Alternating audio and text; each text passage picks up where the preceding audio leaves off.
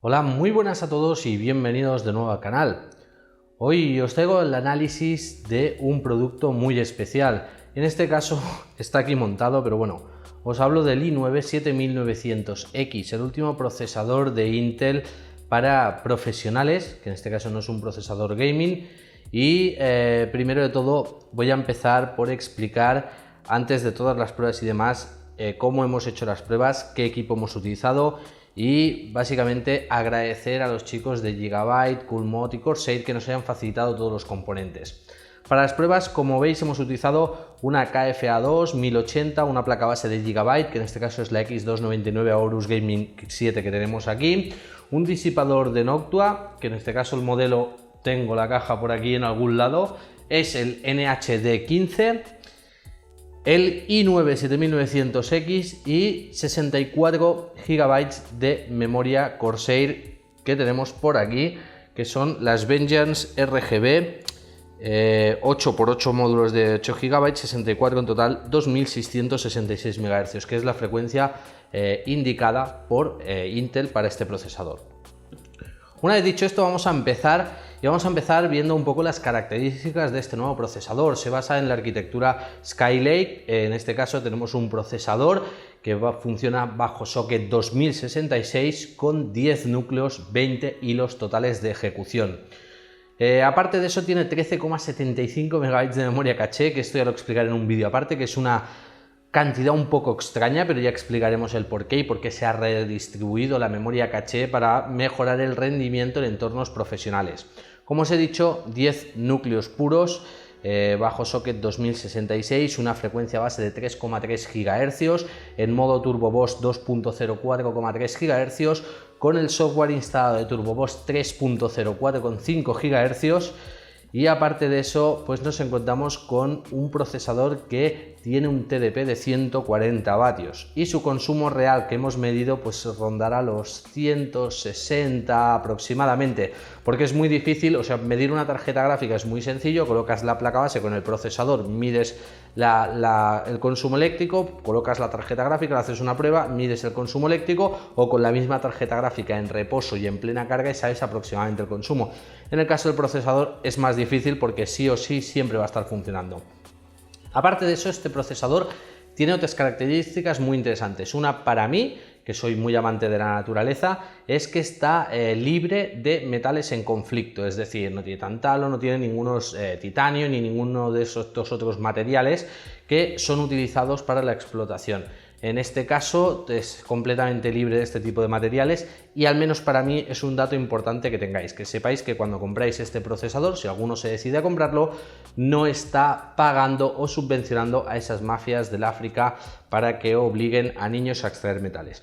Sigamos. Otras de las características interesantes es su juego nuevo de instrucciones o su instruction set nuevo AVX 512, que por desgracia no he podido probar. ¿Por qué? Pues porque no tengo ningún software que soporte este juego de instrucciones.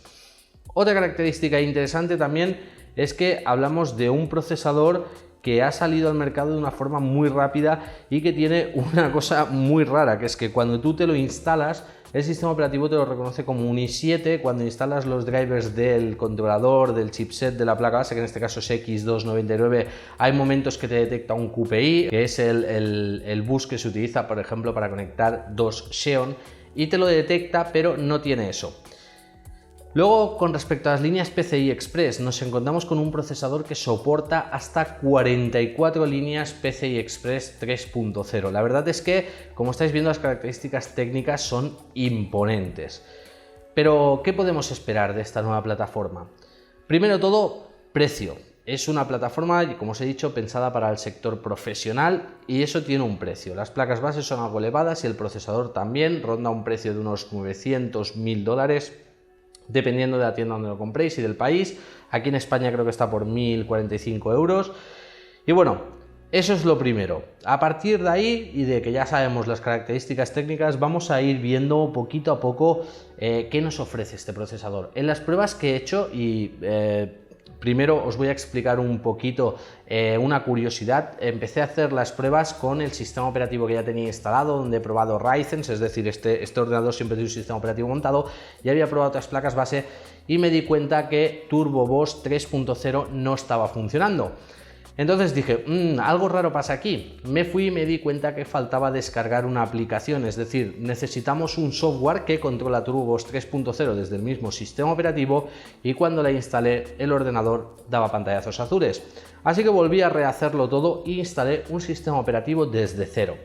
Ese es bajo el que he hecho las pruebas. Una vez el sistema operativo instalado desde cero, instalado sus drivers, instalado todo lo que necesitaba, instalé todos los softwares para hacer las pruebas. Y TurboBoss 3.0 también instalé el software y vi que funcionaba correctamente. Es decir, cuando en CPU-Z hacía un stress test, veía cómo el procesador se iba directamente a 4,5 GHz en lugar de a 4,3.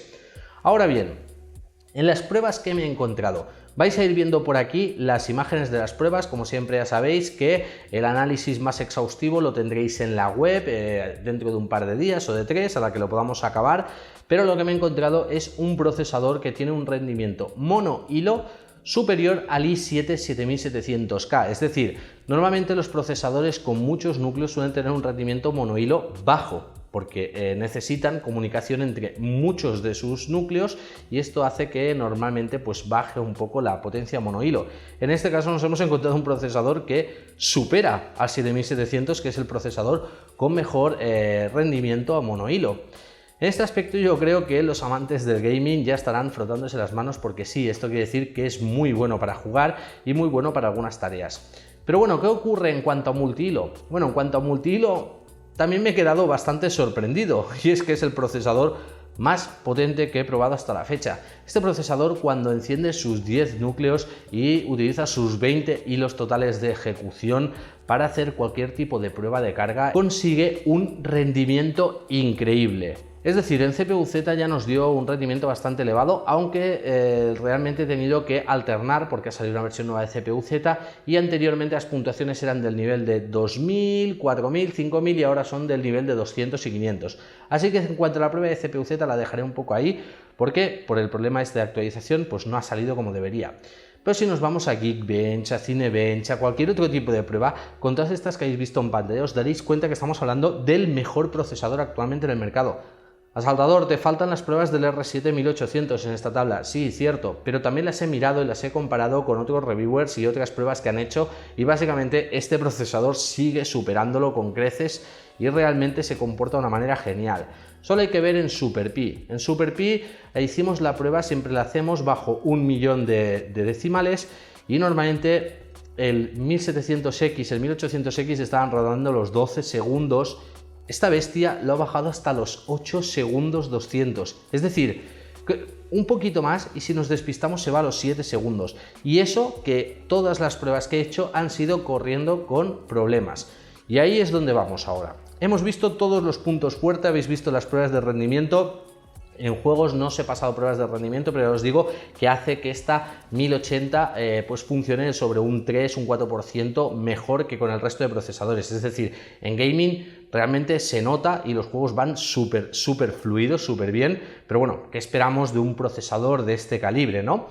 Ahora bien, todo no es bueno en este procesador, y eso sí que hay que dejarlo claro. Primero, tenemos su precio elevado, algo que lo hace no apto para todos los bolsillos. Segundo, la plataforma X299, también las placas base son de precio bastante elevado.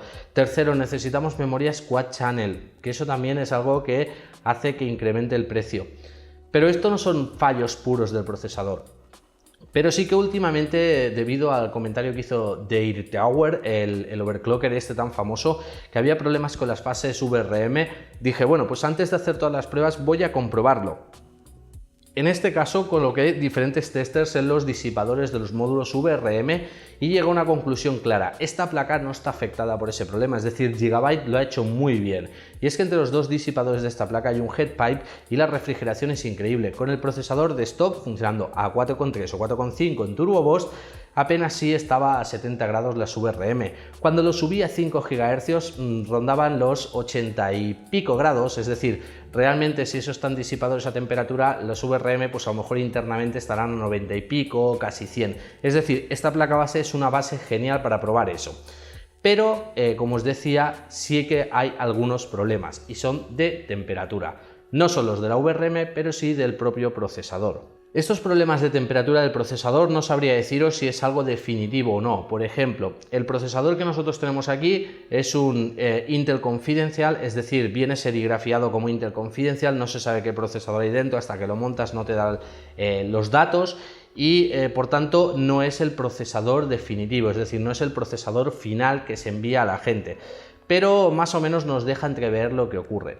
Básicamente, cuando el procesador está en idle está sobre 30 grados, vemos su temperatura en Core Temp y en algunos otros softwares, pero cuando hacemos un stress test o miramos de hacer un benchmark, podemos ver cómo alguno de sus núcleos salta rápidamente hasta los 80-85 grados, haciendo que el total del conjunto de la CPU ronde los 80 grados.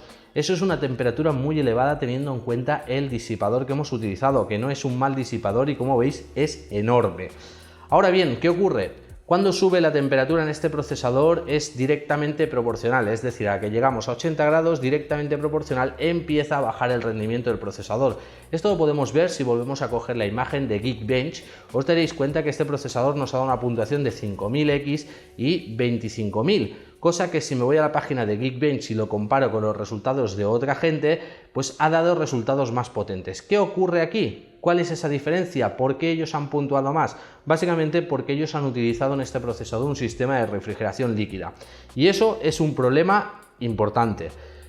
No es que sea grave, es decir, no se va a quemar el procesador, pero sí que es importante porque ya sabemos que si la temperatura sube y eso hace bajar el rendimiento, nos obliga a pasar por un kit de refrigeración líquida o un disipador mucho mejor, cosa que ya es difícil porque estos son los mejores disipadores que hay por aire. Pero eso es algo que debemos de tener en cuenta, es decir, mis pruebas han salido por debajo de la potencia real que puede dar este procesador. Ahora bien, otro aspecto positivo a hablar acerca de esto es que le hemos hecho overclock. Como os he dicho antes, lo he subido a 5 GHz sin tocar voltajes, es decir, típico overclock base, con los típicos softwares, en este caso el de Gigabyte, diciéndole pum, modo overclock, 4,7 fijo, no, quiero subirlo más, 5 GHz fijo. Y en este caso sí que me he encontrado algo interesante, la temperatura en idle apenas variaba, es decir, se había subido de 35, 36 a 41, 42, algo que es muy normal. Pero cuando lo encendíamos a plena potencia, el resultado también era impactante, porque nos seguíamos manteniendo en unos 80-81 grados en el conjunto en sí de todo el procesador.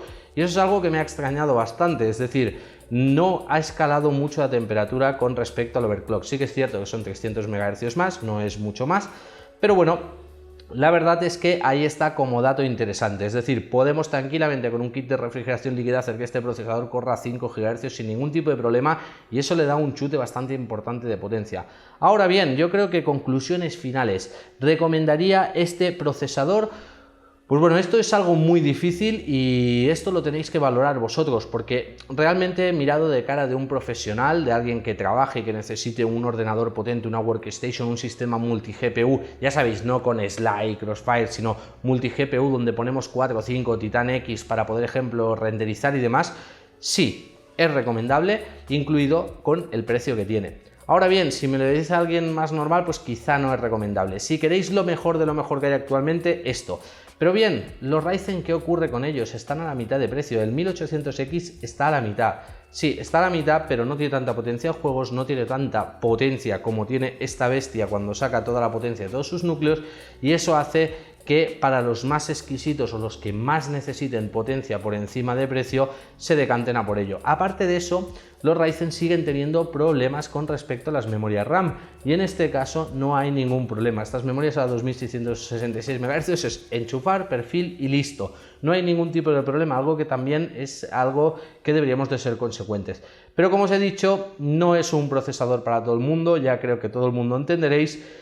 Y no hay mucho más que decir, chicos, no hay mucho más que decir acerca de este procesador. La verdad es que me llevo muy buena sensación, me he quedado impresionado al ver los resultados de las pruebas. Algunas de las pruebas las repetí como 3 y 4 veces porque no creía, bueno, tiene que haber algún problema. No puede ser que realmente este procesador le esté sacando un 24% de rendimiento extra a un Ryzen 7 1800X.